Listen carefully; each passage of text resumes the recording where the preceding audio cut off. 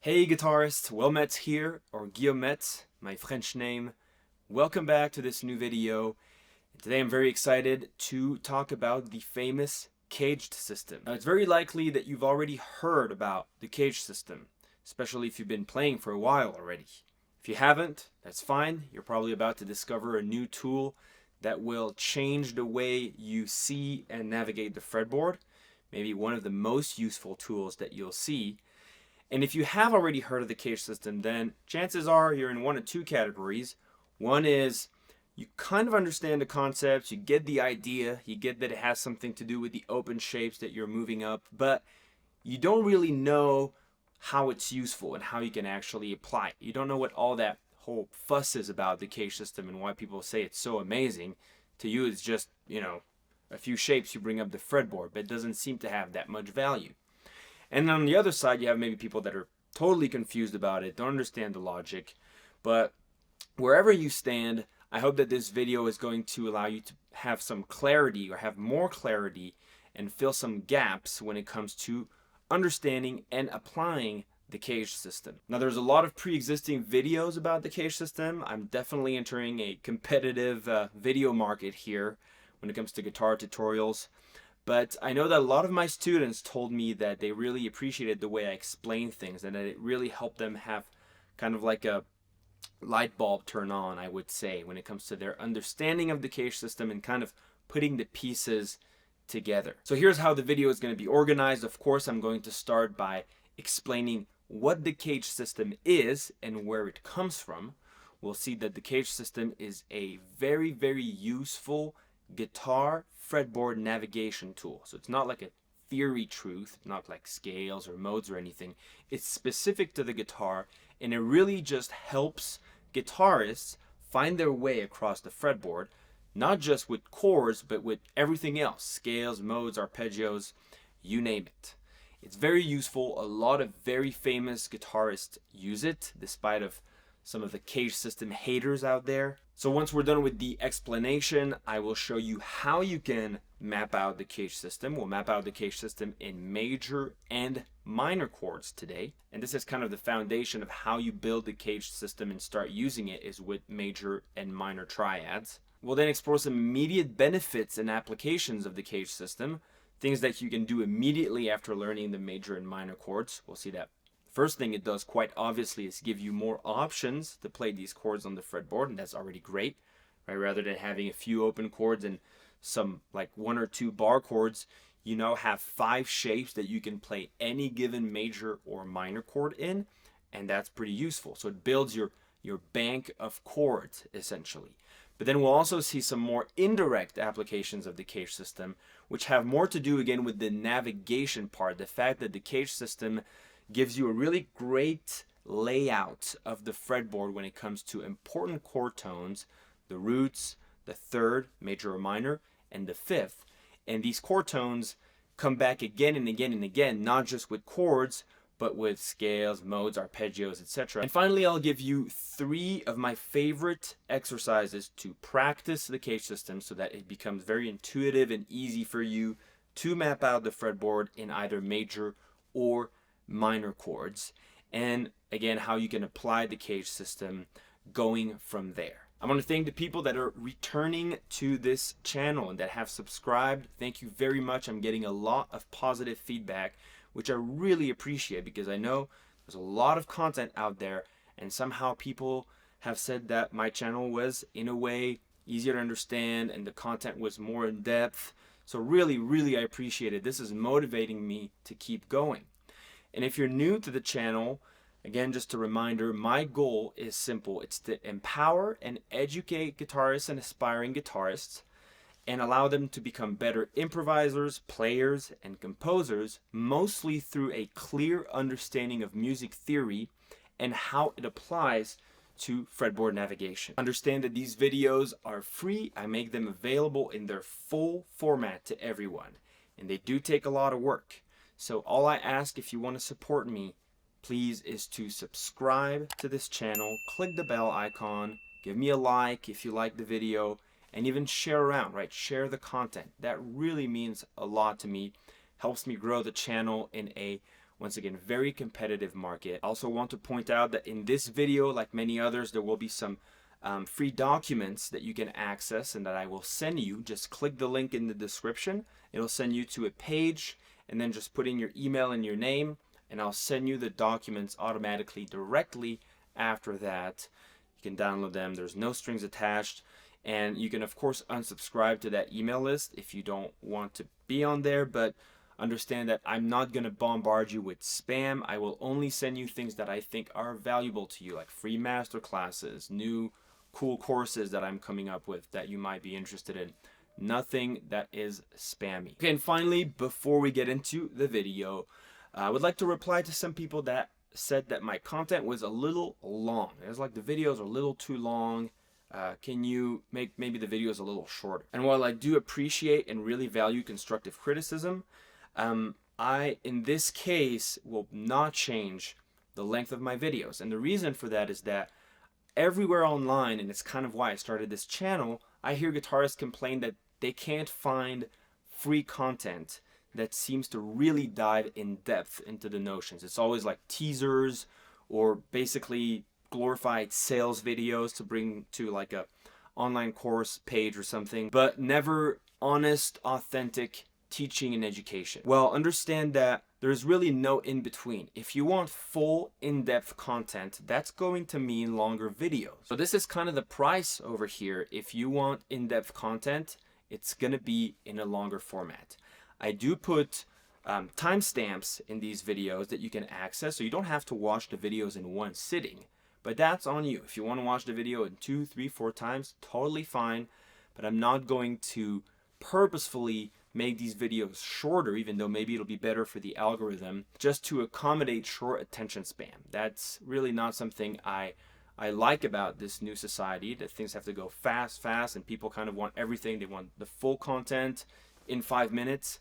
It's absolutely impossible. Again, for those of you that really do value that long format and that have come forward and say how thankful you are for these longer videos, well, I thank you. In return, that means a lot. If you have the patience and the dedication, discipline to sit down and actually watch longer format videos, that means it's probably a good sign as to whether you're going to be able to accomplish your goals on the guitar. All right, end of the rant. Caged system. So what is the caged system? Why is it called the caged system?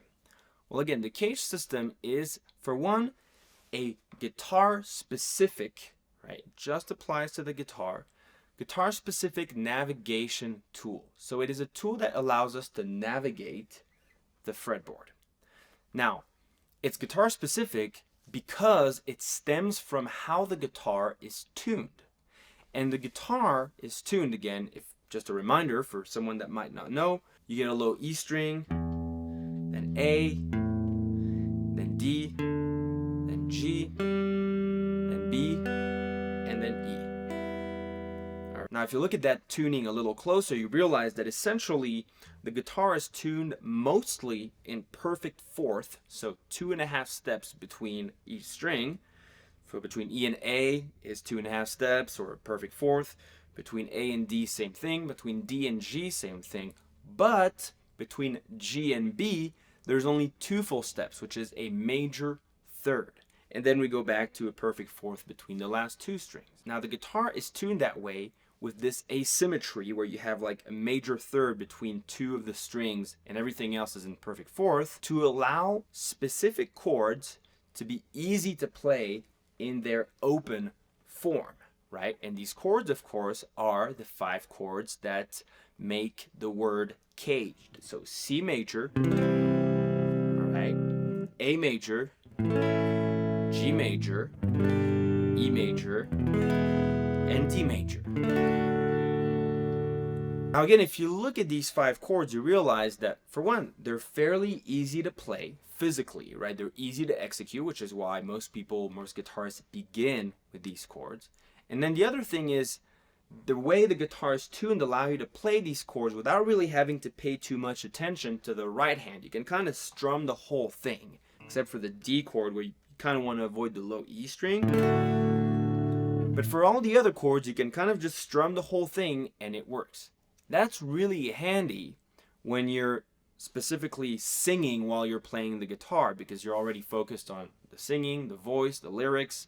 And so you don't want to have to pay too much attention to what's going on here and here. And so these chords, those 5 what we call the cowboy chords, right, in reference to the fact that they're often played outside around the campfire, these cowboy chords are used by a lot of singer-songwriters that use the guitar as their main instrument. Again, because it allows them to play quite a few chords and to focus on the singing aspect, and it's not too technically challenging to play. So again, the guitar is tuned to make these 5 open chords easy to play, as well as 3 minor chords as well, usually the E minor chord, right, the A minor chord, and the D minor chord. So basically 5 major chords and 3 minor chords in their open position. Now the C and the G minor chord open are actually not that easy to play, so they're usually not chords that you learn when you first start playing the guitar, and when you do learn them, you rarely play them in their open form. Now once you tune an instrument, you pretty much determine the layout of everything that's going to happen after that open position. So the fact that the guitar is tuned specifically to make these 5 chords easy to play basically determines how the rest of the fretboard is laid out. And we'll see that these 5 chords, when you kind of look a little bit deeper into how they're connected, right, how they're formed and how they're connected, actually kind of string together all over the fretboard to give you a layout, full layout of the fretboard in major or minor chords. But again, for now, this is where we're at. We know that we tuned the instrument for 5 chords plus 3 minor chords to be easy to play in their open form, and this is going to have an impact on everything else on the fretboard. Now the cage system is really used by many guitarists, and even very famous guitarists, to navigate the fretboard. And here's actually a little video of Joe Pass that I recently found on Instagram. And in this video, Joe Pass describes how he uses the cage system to navigate the fretboard. These are what I call them folk chords or country chords. It's a form. This is C form. And if you had a bar, they're all bar forms. If you had a bar here, this is where the bar would be. And this is C form of C. And this is the A form.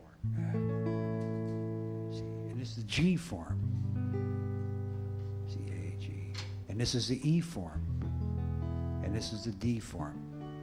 Okay, these are all bar chords, meaning that here's the C form of C with a bar, which is above the neck, the nut. Here's the C form, A form of C, here's the bar. Here's the G form of C with a bar. Here's the E form of C with the bar, and here's the D form of C. C, A, G, E, D spells the word caged. If you can play off of 3 forms, you can play all over the guitar. If you want to play in D flat, you just move up. If you want to play in D, here. If you want to play in D flat, if you want to play in D flat, you move up. You move those bar forms up. They are all bar forms. They're very simple to play. Now notice again, see in this video, what does Joe Pass do? He starts with the open chords. And then he starts talking about moving these chords up in their bar forms. And that's the next thing we're going to talk about. See, the problem with the 5 open chords is that they're very limiting because they only allow you to play C's, A, G, E, D, and then the E minor, A minor, and D minor. So what do you do, for example, if you need to play an F major?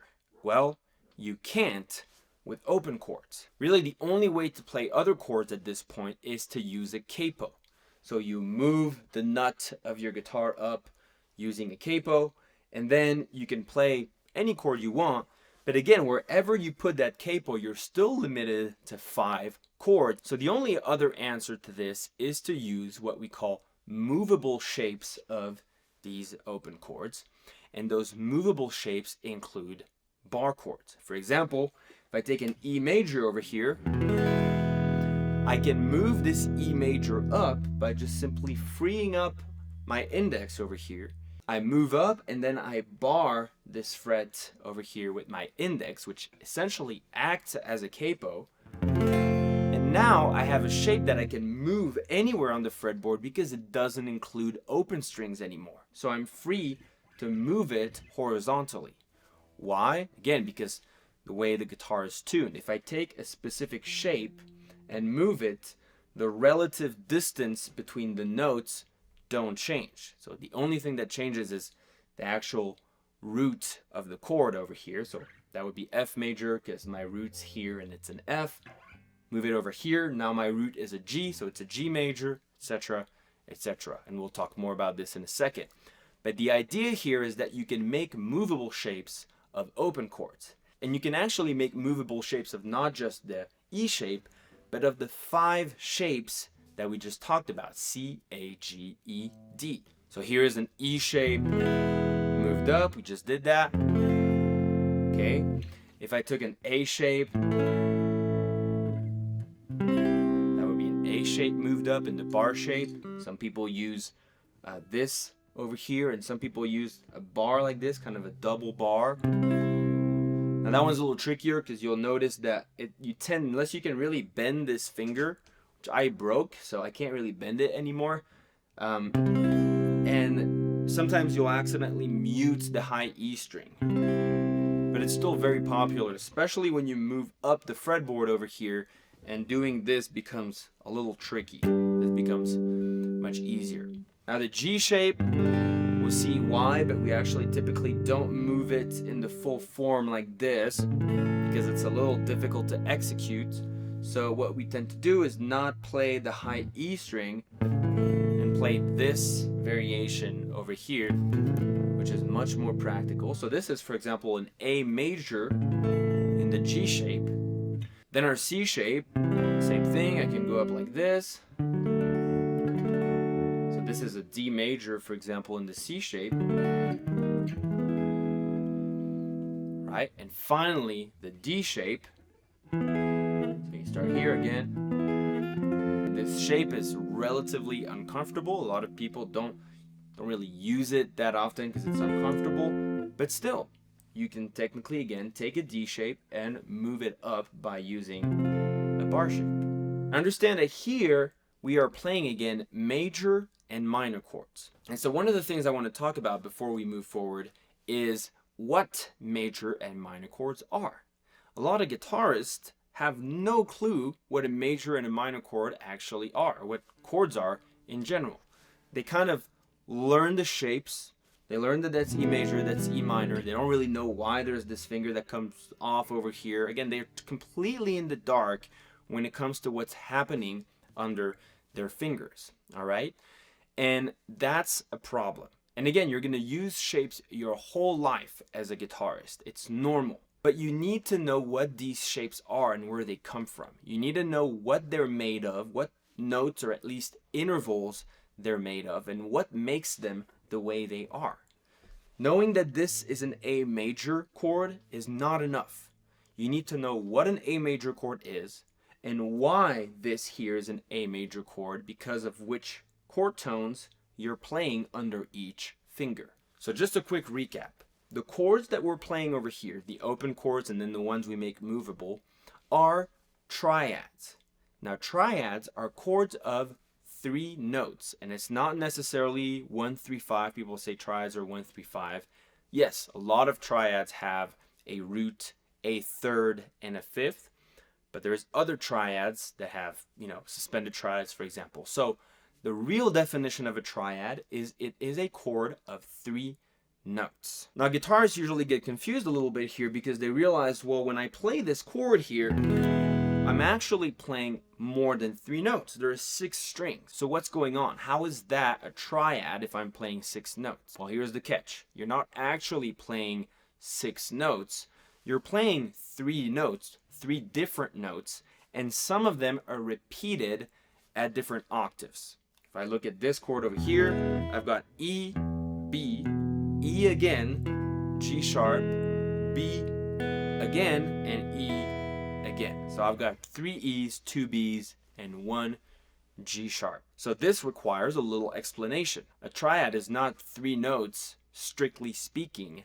It's 3 notes that can be repeated, or essentially if you eliminate the repetition, you get only 3 different notes. If you had an orchestra of 30 instruments and 10 instruments played 1 note and 10 other instruments played another note, all different octaves and everything, and then the last 10 a third note, it would still be a triad, right? That whole 30-piece orchestra would be playing a triad, even though you have 30 notes happening at the same time. The lowest note of a chord, by the way, is always called the root. And that's true of every chord, not just triads, right? The lowest note is typically called the root. And the reason why it's called the root, again, is not just accidentally. It's because just like for intervals, the lowest note always plays a more important role in terms of grounding your ear. It acts as a reference note. And then you'll really hear the sound of a chord by hearing the intervals that are made from each note of the chord and the root. So the intervals formed with each note of the chord and the root, the combination of these sounds or intervals will make the general sound of that chord. Again, if you're confused about intervals, I got a video on that as well.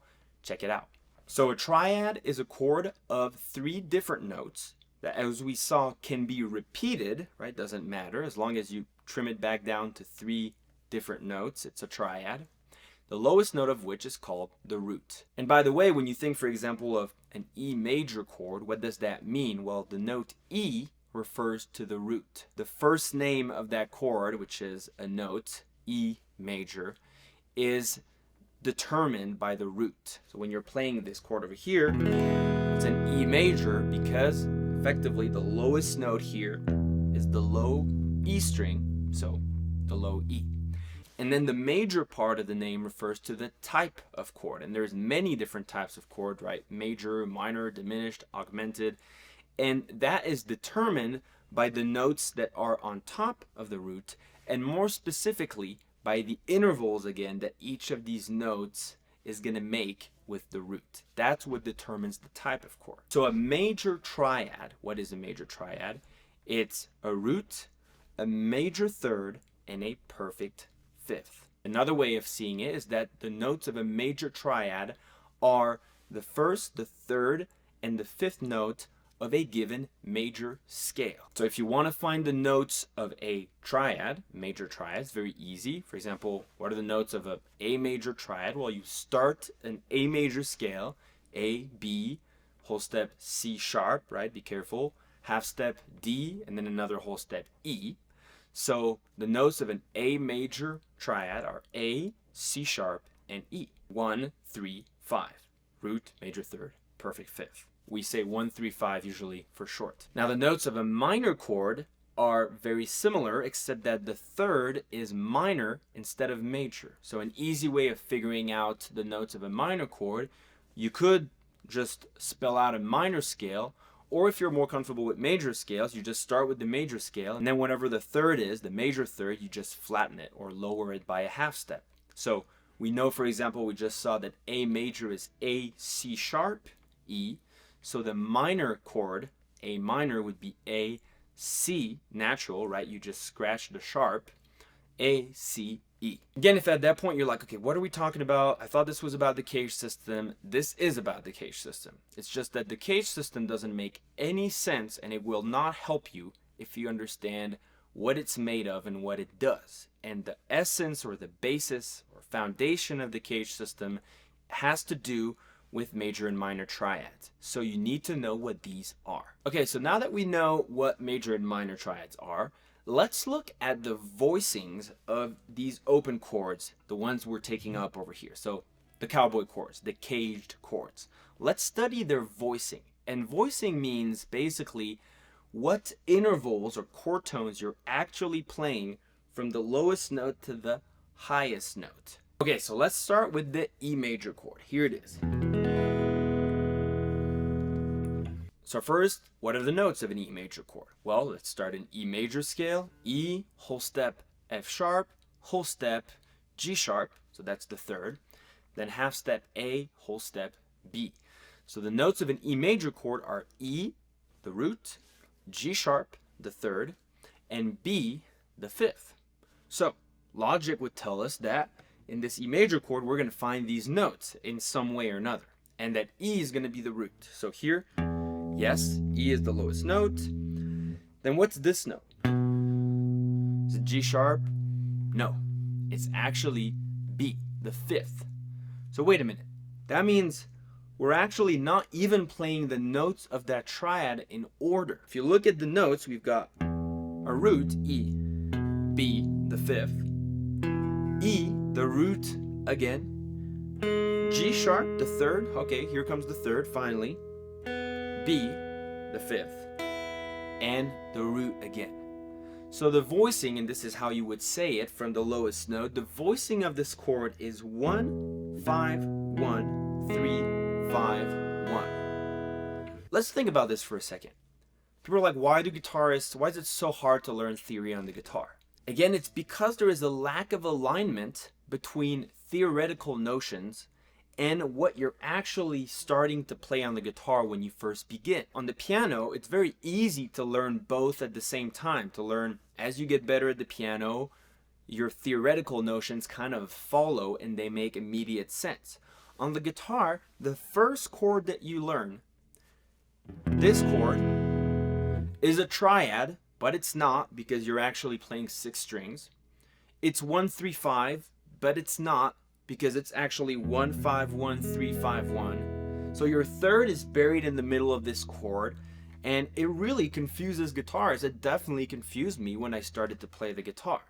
You need a little time and focus to, again, go through all these notions first. It takes more effort to understand theory on a fretboard than on a keyboard. So you realize here that, again, not only can you repeat notes when you play a triad, and that's still a triad, but you can actually change the order of the notes as long as the root remains the lowest note of that group of notes. So as long as I have an E on the bottom, and on the top a combination, whichever I want, of E's, G sharps, and B's, it's still an E major. This case is a perfect example because we don't have the notes in order. We have 1, 5, 1, 3, 5, 1. Now the good news is that when you move this shape up and down the fretboard using the bar shape, the voicing is exactly the same. 1, 5, 1, 3, 5, 1. All right, let's look at the G shape now. If I look at the G shape, I realize that my notes, again, the notes of a G major chord are G, A, B is the third, C, D. So G, B, D.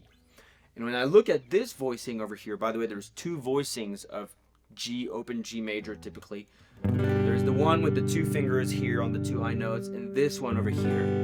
They're both perfectly fine. They're both G shapes. So when you play this one over here, right, without the double note over here, which by the way is the OG, people are like, oh, that's not how you play G major. You got to put that. That's not true. Again, they're both equally fine for G majors. They just have a slightly different sound. So what intervals do I have here? I have my root, G, again, the lowest note, B, D, open G, and then open B, and back to a G. So it's 1, 3, 5, 1, 3, 1. And if I do that repetition here, I get 1, 3, 5, 1, 5, 1. Both cases, we're playing a G major. Again, we have G on the bottom, and then on top, a combination of 1s, 3s, and 5s, so G, B, and D. So typically, when we move this chord up in the movable shape, again, you could play like this, where you repeat this note over here, but a lot of the times I like to teach it like this, and I actually use this shape a lot, way more than like this. That's just very impractical. So in this case, you're just not gonna play the high E string, because if you bar all the way, this note here is not a 1, a 3, or a 5. It's a 6. So you would be playing an add 6 chord. It's pretty, but it's not the chord we're trying to play here. So 1, 3, 5, 1, 3. All right, different voicing than the E shape, which was 1, 5, 1, 3, 5, 1. G shape, E shape. So let's stop here for a second and look a little bit closer at these two shapes, E and G. The first thing you realize is that when you play an E shape, again, your main reference, the root you're going to use as reference, is over here on the low E string. And if you look at the axis that's made with your index over here, the axis of where your root is, that fret where the low root is, you realize that all your fingers are laid out higher on the fretboard, or I like to say to the right of the fretboard, except if you're a left-handed guitarist. So that's why I will say higher towards the fretboard, or basically towards the bridge over here. All right, so you've got this axis and your fingers are all on this side. And then we just saw you have the voicing 1 5 1 3 5 1. All right, now the G shape, what's interesting is that when you pay attention again, the root is also on the low E string. But when you look at the axis of where your root is, right, you're going to get here the root with the pinky or the third finger. Some people like to play it like this.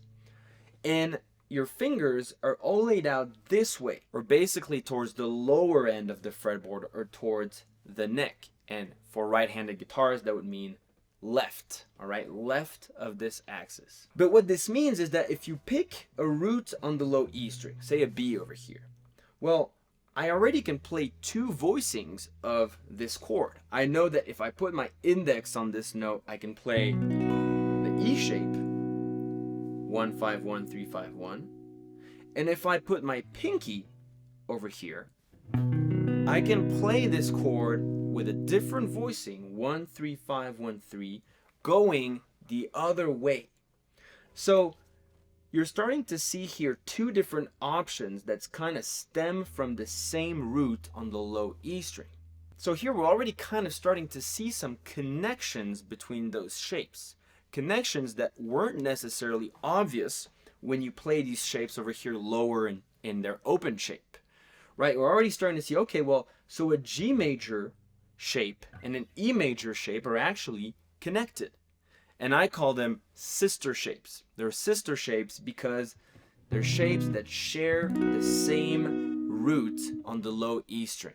You can also call them symmetrical. They're symmetrical shapes if you consider this axis of where the root is.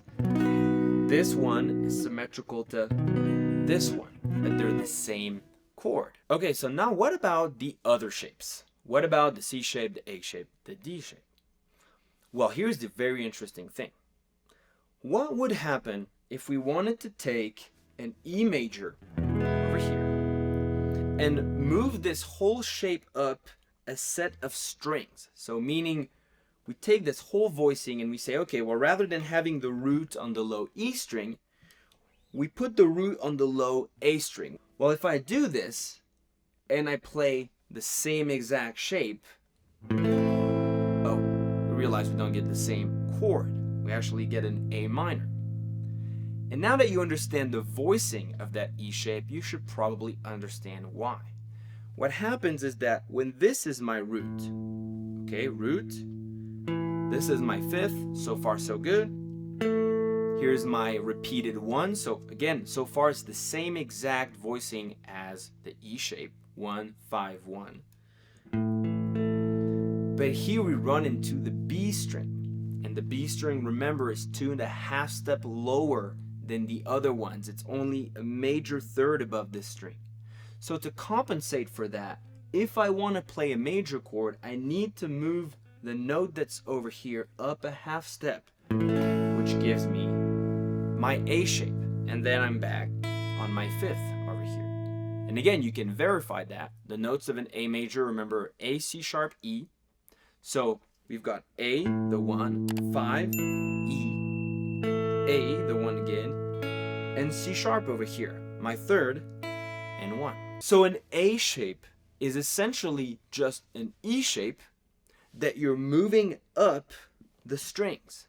And by doing so, you encounter the B string on a different spot of the shape. And wherever you're going to encounter that B string, you're going to have to move whatever note was there on this shape, you're going to have to move it up a half step if you want to preserve the type of chord.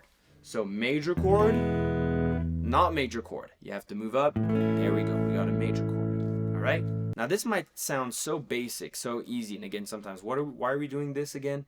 But it really changed my life as a guitarist the moment I really realized how the B string impacts shapes, not just with chords again, but with scales, arpeggios, everything. You're going to find this phenomenon happen everywhere with everything that you play on the guitar. So again, now you can move this shape, and when you move it up the fretboard, the voicing remains the same, 1, 5, 1, 3, 5. The one thing to remember, and I insist, is that your root is on the A string, not on the low E string. So many guitarists will bar the whole thing, and they think, therefore, that the root is still on the low E string. No, when you play this shape, even if you bar the whole thing, your root is on the A string. And in fact, you shouldn't bar the whole thing, because that's what people play when they really don't know what they're doing and they go fast, and therefore they bar the whole thing here.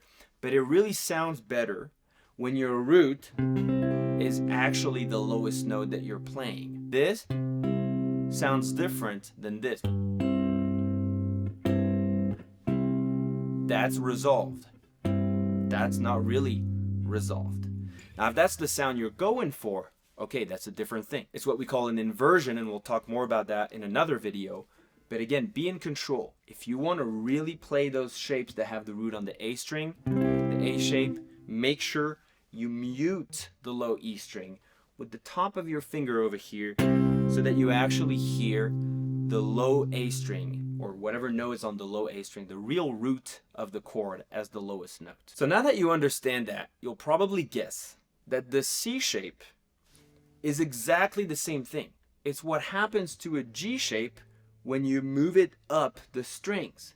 By doing this over here, again, you're encountering the B string in a different spot. And so if you do this over here,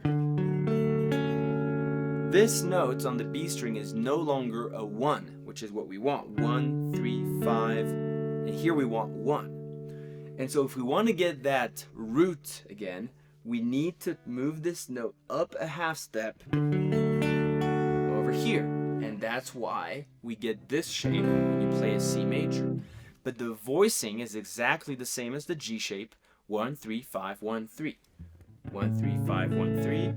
1, 3, 5, 1, 3. Alright? Again, it's just the B string that causes that different shape of the C shape. The C shape and the A shape are related in the exact same way that the G shape and the E shape are related. If you look at an A shape and you draw an axis on where the root is, all your fingers are on the right over here, or higher towards the bridge. And on the C shape, all your fingers are on the left or towards the neck if you drew an axis over here. So those are the sister shapes, equivalent to the E shape and the G shape. Let's pause here and see what we already have built. Right now, by just moving up the shapes, the open shapes of the fretboard, and just thinking about how they're voiced and kind of how they're laid out, we don't only have 1 or 2 options to play a given chord.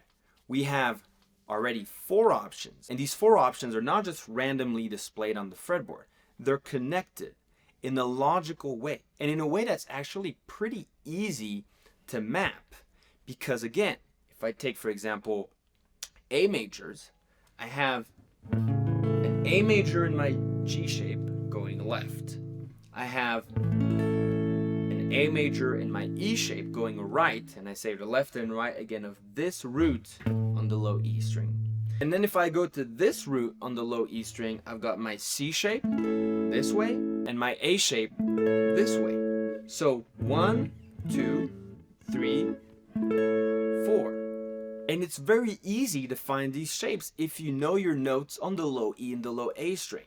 You think A, you've got 1 here, and you can go left, right, right. I mean, that's honestly, it was revolutionary to me when I started mapping out the fretboard like that. I'm like, oh my God, those are my options, and they're so easy to find with just a little bit of practice, and if you know your notes on low E and low A string. Now, what about the D shape? Let's finish this whole cage system here. The D shape is exactly the same thing. If you take an A shape and move it up the strings again to where now your root is on the D string, Well, again, if I did this, the note that's on the B string is no longer going to be accurate. I have to move it up here. Boom. D shape. I can take a D shape up the fretboard. It's going to look like this. It's a fairly uncomfortable shape to play. And frankly, it's not a shape that you're necessarily going to play, you know, just spontaneously like this in a chord progression. But again, the CAGED system is not just about the shapes, it's also about navigational value. So maybe this major D shape is not handy, but maybe it comes in handy as an arpeggio or as a minor chord, right? Of course, you're not going to use all the same shapes equally, but you got to know them, and it's a good challenge, so you should learn it anyways. So the voicing of a D shape, again, is the same as an E and an A shape. 1, 5, 1, 3. 1, 5, 1, 3. All right? Now what about the sister shape of the D shape? What if is there a shape that goes left over here? Well, there is. But it's going to look like this. Now some people call that the F shape. The thing is, it didn't make it in the CAGED system because it has the same navigational value as an E shape. The F shape is basically an E shape without the low E and the low A string. All right? So there is an overlap over here, and that's why we don't include F shape as part of the CAGED system. So take a second to think about how huge that discovery is. Most guitarists know open chords, sometimes one bar chord, like a G here, maybe sometimes an A shape, but what's happening in the middle, they have no clue. And they don't even know why these chords are major or minor, all right? If you learn your CAGED system, you can now walk up and down the fretboard just like a pianist would on the keyboard. You want to play G majors? Think about two things. There's a G over here, and there's a G over here. And how are these shapes connected? Well, left over here I have G major, which happens to be the open G, right? So you could just play it normally.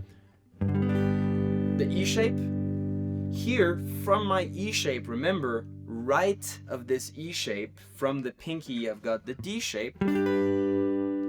Then, if I look at this G over here on the A string, I've got the C shape, left and right, the A shape, and back to the G shape. So I've just mapped out my fretboard in 5 shapes, and I can just walk up like this.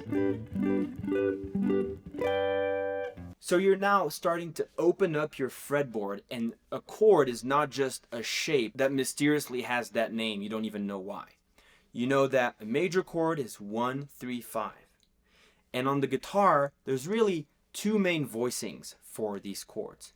There's the voicings that go right, 1, 5, 1, 3, 5, 1. So the E shape, the A shape, and the D shape. And the voicings that go left, the G, the C, and technically the F shape, if you want to add that, if you start from the D string in your E shape. So again, these voicings are the same. The shapes are different because of the B string, because of how the guitar is tuned. And these shapes are connected.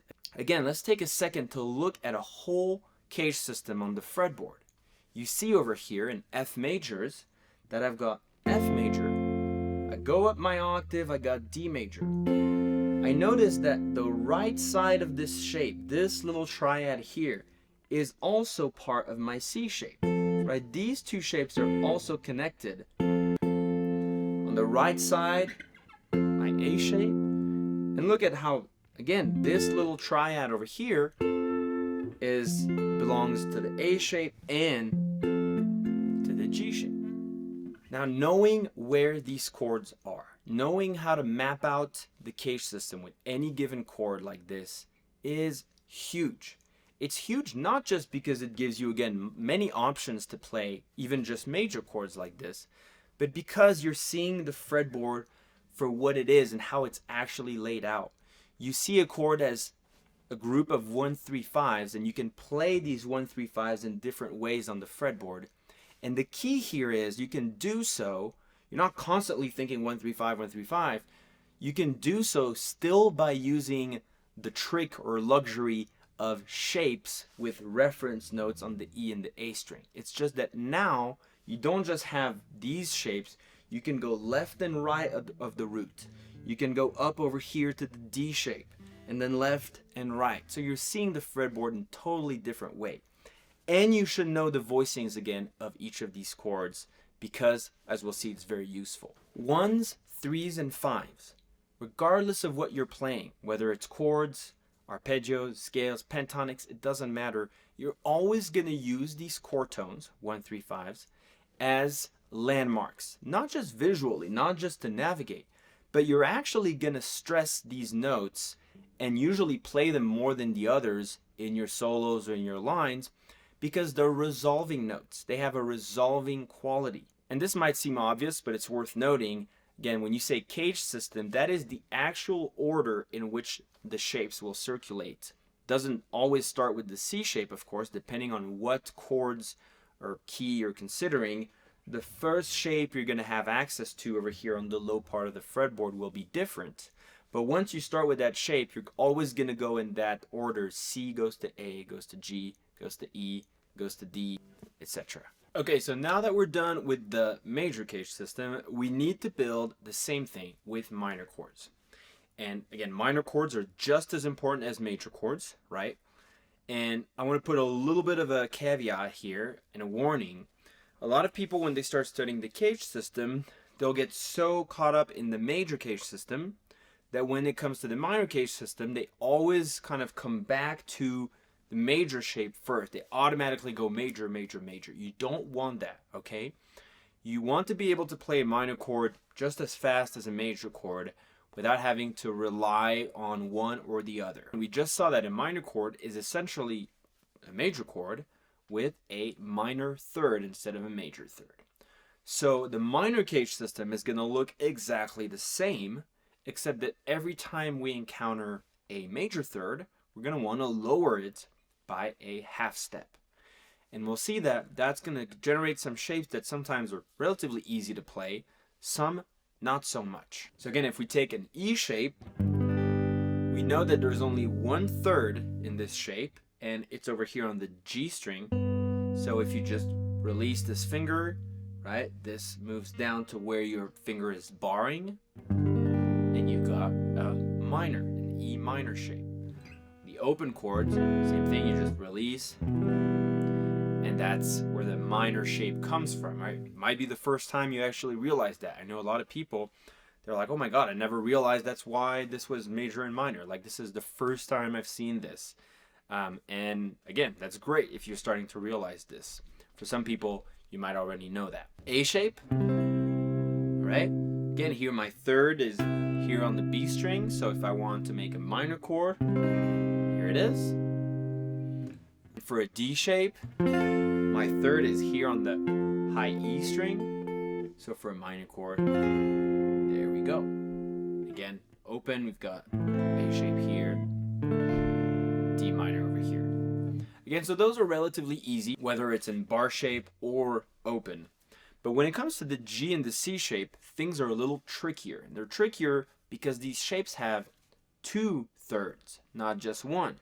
So you have to move 2 notes or 2 fingers. And we'll see that that generates shapes that are pretty much impossible to play. So we're going to have to make some sacrifices or modification. So if we're in a G shape over here, again, my voicing is 1, 3, 5, 1, 3. So if I want to play the minor version of this, I need to lower this third and this third. Well, that's pretty much impossible to play, right? That would look like what? Like this, okay? Not really easy. If you were going to play a G minor shape, the best way to do it is just to not play the B or the E string over here. And just again, you lower the third here that's on the A string, and you stop on the G string. Now, see how that shape is pretty muddy? It's not really that nice. So again, in practice, you're not necessarily going to use it that much. But there's many other tools that are built around this minor G shape, some arpeggios or other chords that you will use. So you need to know these intervals. For the C shape, it's the same thing, right? You've got a C shape over here, 1, 3, 5, 1, So technically you need to move this third and this third. Same thing, pretty much impossible. So usually what we'll do is you'll actually just lower this one. And if you're flexible enough, you can go ahead and get the one over here with your third finger. It looks like this. Very stretchy, very uncomfortable. If this is too hard for you, you can actually just play 1, flat 3, 5 like this, right? Don't worry about the repetition. But again, learn where it is so that you know where those chord tones are. Not necessarily to play that chord, but later for arpeggios, for example. Right? You needed to know that if you want to keep that shape going, your 1 is over here.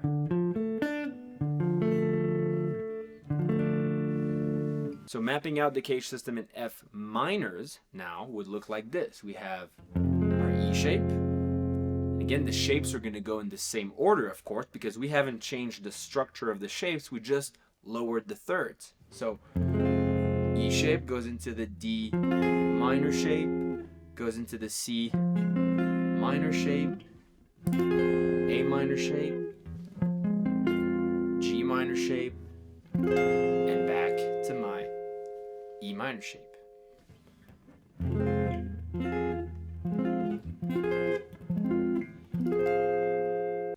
All right, that's it. So we just mapped out the fretboard using the cage system with major or minor chords. So what are some of the immediate benefits, again, of the cage system? We talked about it a little bit. The first one is being able, with a given chord, to not just play it with one shape or just have one or two options, but again, to be able to move up and down the fretboard. And that's going to be very useful because, again, it's going to lay a foundation not just for the chords, but for all sorts of other things. So being able to think of not just F major here, but all these options is really useful.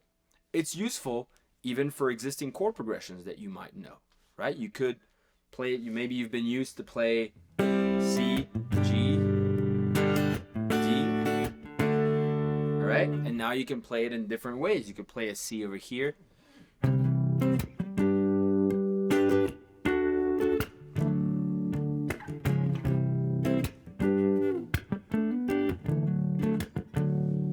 Right? Totally different feel when you start using these different shapes. You'll notice a little trick I did here on the G and the C shape. I love hammering on the third over here, so you kind of let go of the third, creates a sus chord, and then you hammer on. Very soulful. Same on the C shape. Right? You can use these little tricks over here. Each shape is going to have or offer you different options to add little effects or extra notes here and there. So again, it's great to have those extra options. So what I say is that the cage system allows you to expand your vision of the fretboard.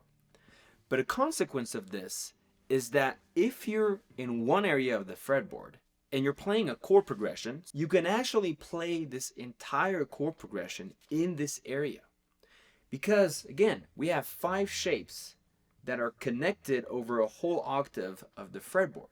So wherever you are on the fretboard, there's going to be one of these shapes that lands in this area. That means if I'm here in fret number 5, you can say any chord that you want, major or minor. There's a way to play it without moving your hand more than 1 fret up or down. So that allows you to play chord progressions in just one area without moving. And that's also huge. All right. For example, if you want to play, let's say A, D, E, you could play A here. Right, A, D, E. You could also do, see how everything was over here, or A. Again, all in this area, or here. So see, any chord progression can be localized or brought to only 4 or 5 frets of the fretboard. Now those are what I would call direct consequences or applications of the cage system.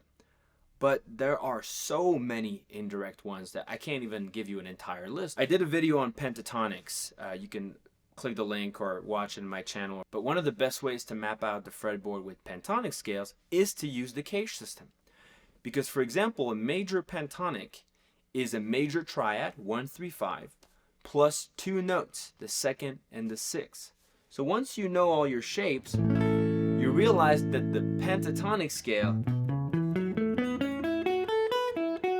is very similar to those major shapes. The major pentatonic and the major caged system overlap really well. You'll find commonalities between these shapes, and it becomes really easy to remember a pentatonic shape starting with a major chord shape, right? You can see here the offset, right, on the pentatonic.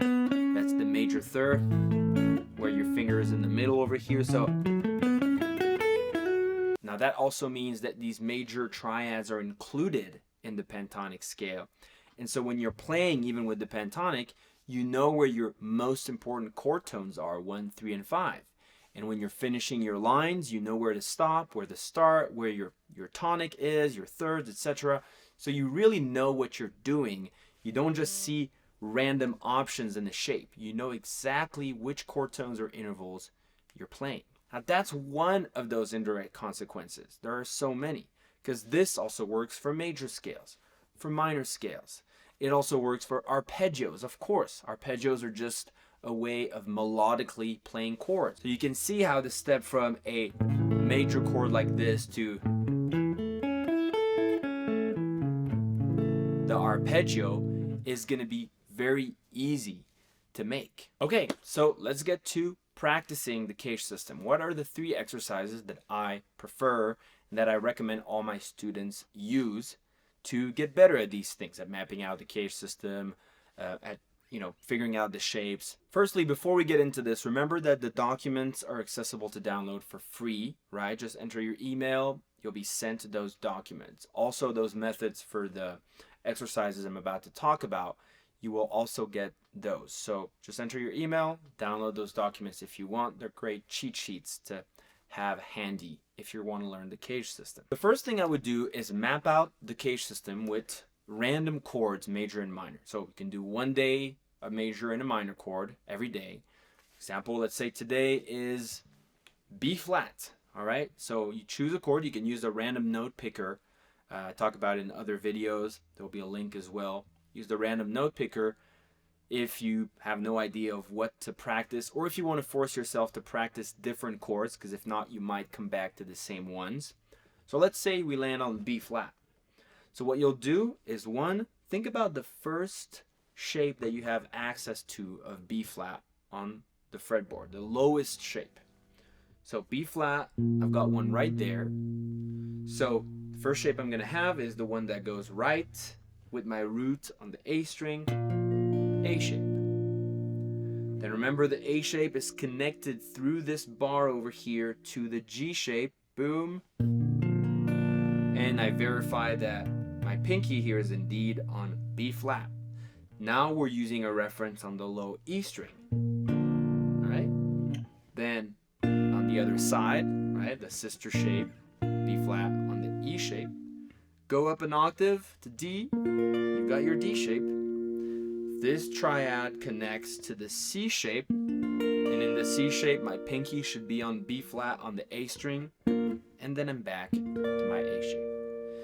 Once I've mapped it out like this, I want to practice these shapes. So what I'll do is I'll use a time constraint, put a metronome, and every few clicks, try to go 1, 2, 3, 4, 1, 2, 3, 4, 1, 2, 3, 4, and go back.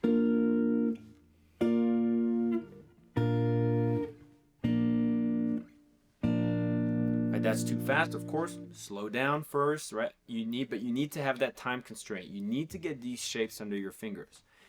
If you don't like some shapes like the D shapes, again, you're probably not going to use them all the time. That's fine, but it's a good challenge, right? It's technically challenging. Great. That means you're actually getting your fingers stronger, all right? Don't take the easy way out all the time. Then you would do the same with a minor chord. Let's say today is G minor, all right? So you'd start over here, G minor, E shape, D shape, C shape, A shape, and back,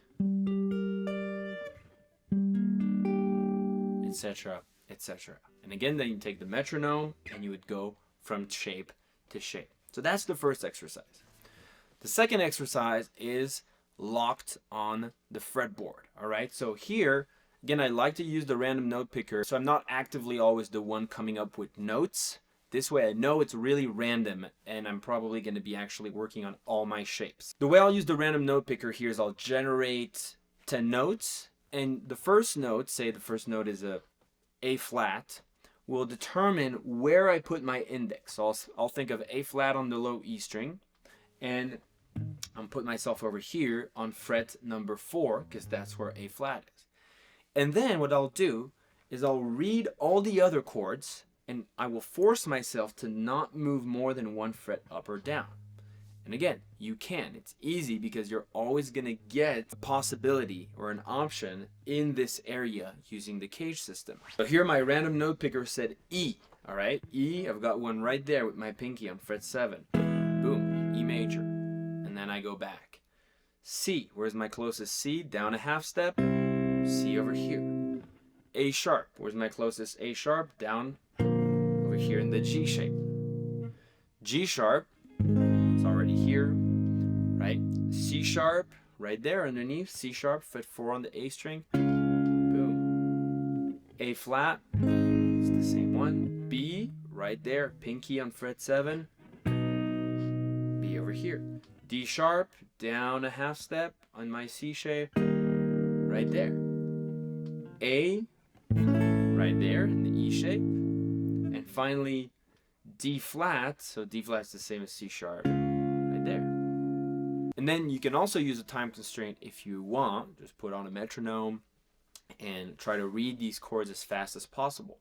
That's great for your fretboard navigation. It's great for your ability to read chord progressions too, and read them not just by just moving a bar shape like that, but really being able to read it and comfortably going from more sophisticated shapes, right, in a given area of the fretboard. All right, and finally, the last exercise that I really recommend is using a tune, any tune, a tune you know, a tune you've already played, a new tune that you don't know, and trying to force yourself to play it using as many different shapes as the cage system as you know, and in as many different areas on the fretboard. All right, again, a simple chord progression. Let's take a 4-5-1, F, G, C. Right? Now, starting here, but maybe I could start my chord progression over here in the D shape.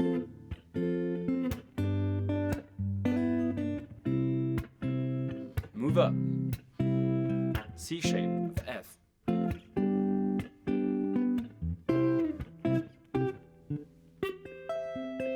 I'm in the D shape of C.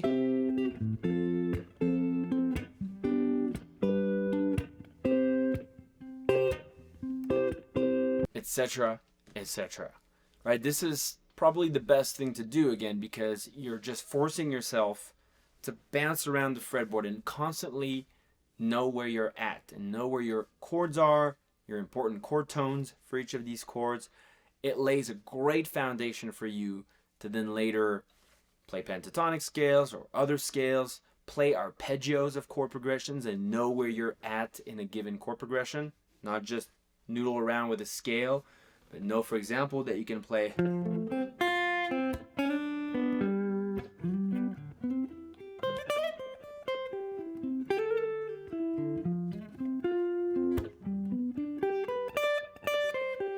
using arpeggios here, but I'm thinking of my cage shapes when I'm moving up and down, and that's my reference to catch these little fragments of arpeggios that I can then inject into even a pentatonic scale based solo or major scale based solo. All right, that's it for this video. All right, that's it for this video. Again, I know this is a long video. There was a lot of information there. If you're still watching at this point, congratulations, right? You're part of a minority of people that still have the patience to go through content like this. And hopefully it really helps you understand what the cage system is, how it's useful, and how you can get better at it. It is immensely useful to know and master the cage system as a guitarist. You can't even begin to imagine how useful it is, and you'll probably keep seeing benefits of those studies if you start practicing it as you move forward in your practice or discovery of the instrument. Again, thank you very much for watching. If you appreciate this content, please subscribe, give me a thumbs up or like, press the notification icon, the bell notification. This way you get notifications as soon as I come up with a new video. And again, I'm going to try to do more and more of these, but it takes time. They're long formats, so probably every other week seems to be a pace that I can kind of commit to. Thank you very much for watching. Enjoy practicing the cage system, and I will see you in the next video.